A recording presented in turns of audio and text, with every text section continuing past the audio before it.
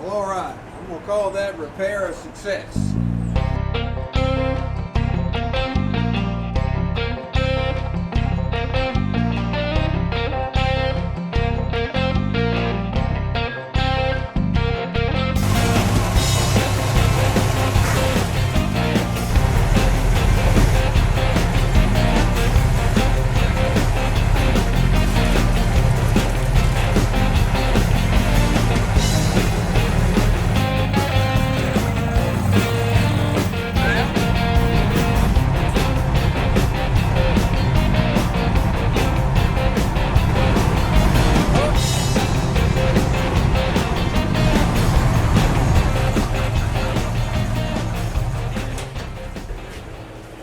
All right, let's see what the Eagle brung into me.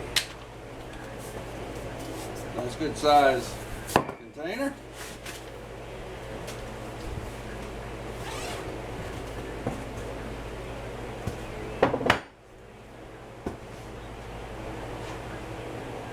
This, folks, is a brand new tie rod to replace that bent and patched up thing I got underneath there. So, so far, I believe it's long enough. They said it was. So we're going to get busy and get this thing installed. All right.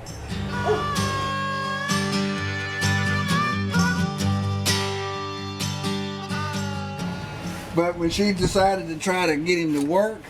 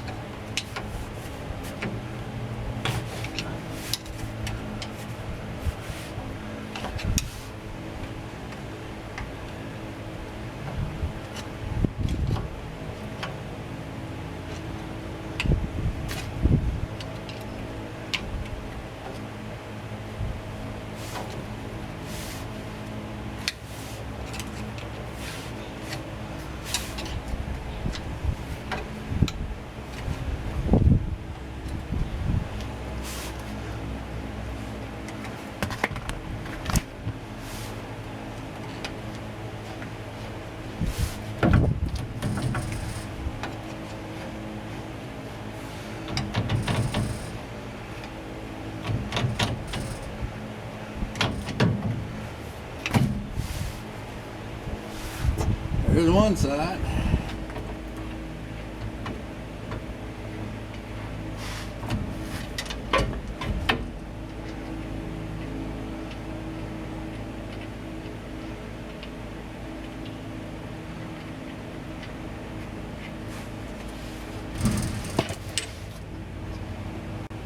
Well, unfortunately, I'm not going to be able to use this brand new tie rod.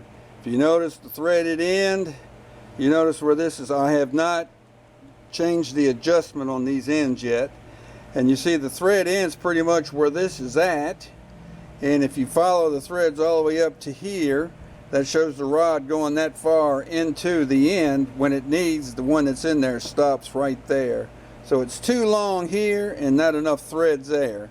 So we'll go down and look at the other end. Look at here. Same. Alright.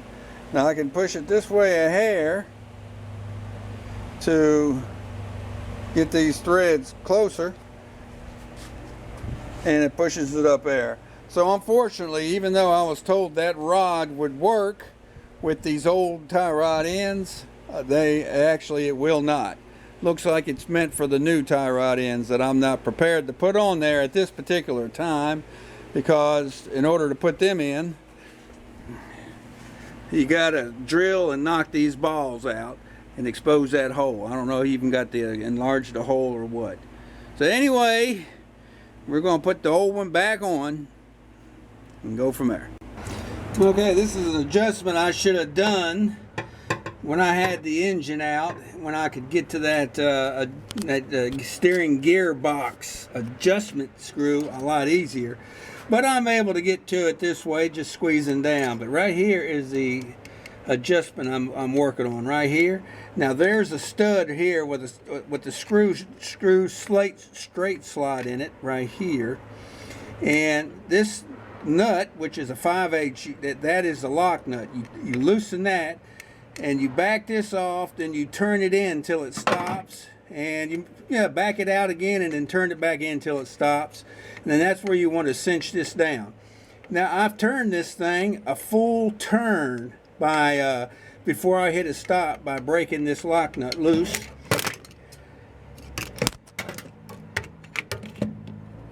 There went my light.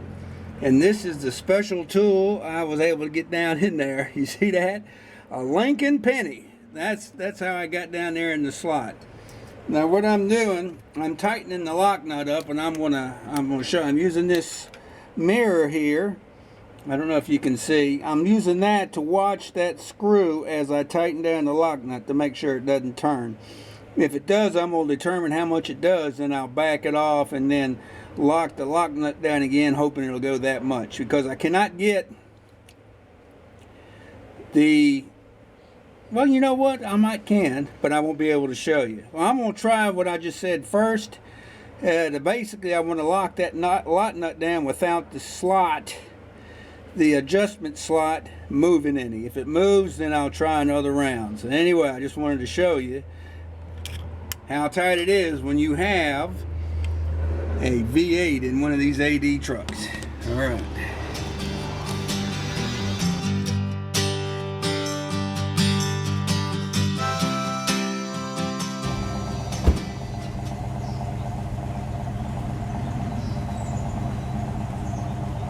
Well, hello everyone, and welcome back to my shop.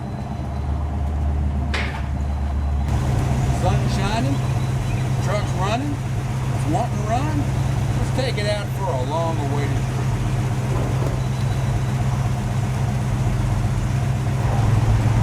All right, a couple quick observations. I guess I'm about 5-6 miles into it. From all speeds, I have not got the wobble back, and the steering is tighter. So the kingpins has improved my steering and my front end tracking, and my tightening up that steering gearbox has taken a lot of the play out. I have very little play now.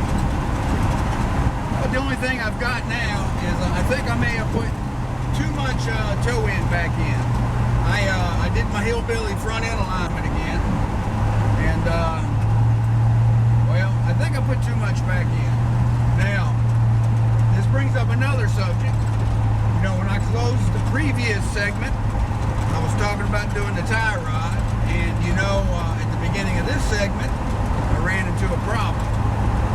Well, I'm making a tactical decision, and see, the existing tie rod, even though I've got that reinforcement, I welded on the angle iron to try to keep it straight, it's not. Once these things bend, you know, they're gone. I mean, right now it's just a band-aid,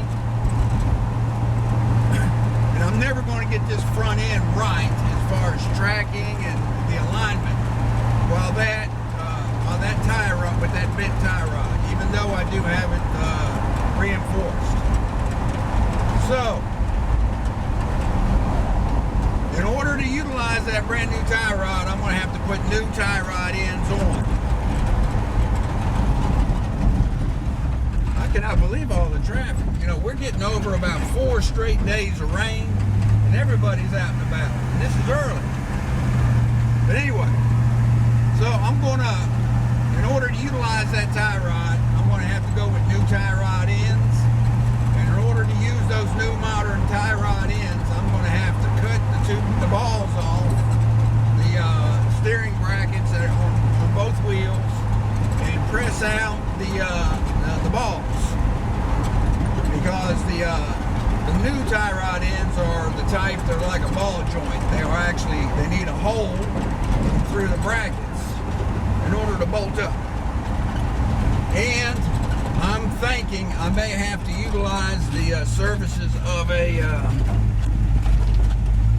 machine shop to do that. I don't have a drill bit big enough to drill out where it's mushroomed on the back. And I don't know if I can pound it out. So I may have to use a machine shop. But now that's a technical decision I'm going to make.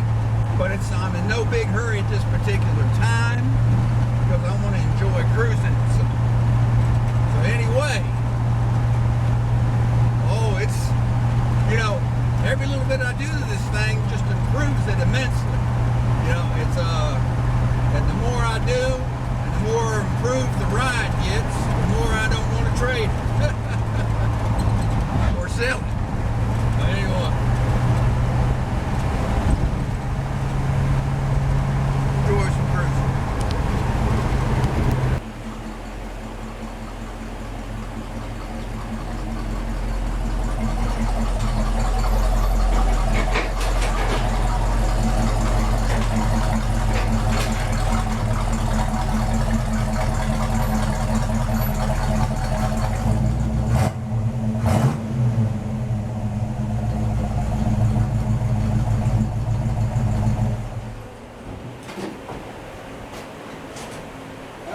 Good cruise. All right, we'll call that repair a success. I need to get on that tie rod, so I'll get those new ends ordered. But I'm gonna call them first and make sure. Now, before I ordered that tie rod, I asked the guy on the line of this aftermarket provider if my old ends would fit, and he said, "Yeah." Well, I mean, they'll screw on, but they won't screw down far enough, because it's not threaded enough, because the rod's really not designed for the old ends. So I'm going to make sure those new ends that they sell to go with that tie rod will work. Then we'll get them ordered, and then we'll get it in motion, what we'll do with that. But at this point, we got some things to do with the Chevy, and so we're going to keep him over there in the service slot, and we're going to run this dude because he did really good. I put probably 150 miles on it today. I mean, I drove over across town to a car show, then I went out in the country, out that way once, I went out in the country this way once, got in some good, cool, clean air, and it's amazing. And all that traffic that I hit, my electric fan wouldn't shut off. It was keeping it right at 200 degrees. When I finally got out on these country roads where I got that good, clean, cool air, well, cool, I mean, we're sitting here in the mid-80s, but getting that good air in there and not stopping, fan shut off, and it kept it around, let's say 190, somewhere around in that, and just purring along. It wants to run, and I want to run it. So anyway, those those kingpins, that repair made an immense difference in everything, and tightening up that steering gearbox made a big difference. And it didn't hurt that I filled it with that John Deere cornhead grease either. So anyway, it's been a good one today. Well, all right. I believe we'll stick a fork in this segment, and we'll call the kingpin repair a success, and we'll call the steering gearbox adjustment a success. Now, we still got to get that tie rod, but we'll just do that at another time. So anyway, hope everything's going good with you and yours. Going good here. Can't complain. You know how it is. Won't do me any good to complain anyway. So have a good one. We'll see you around on the next one. See you.